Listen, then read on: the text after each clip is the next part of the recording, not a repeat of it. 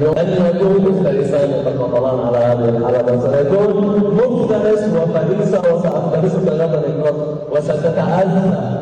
ستتأذى. المغربي حضرت له فايت بالسنغال، كتير قاسي، كتير تف، وبوكسه قوي. اوه بعدنا عم نقول لازم نسيب يبعد عنه. هيز ا جود بوكسر. الف سلامات لنسيب. عم ننتظر هلا بس الطاقم الطبي عم يشوف. الف سلامه. الف مبروك لمحمد الكرافس، اجا من المغرب، ربح. لا على حنكه.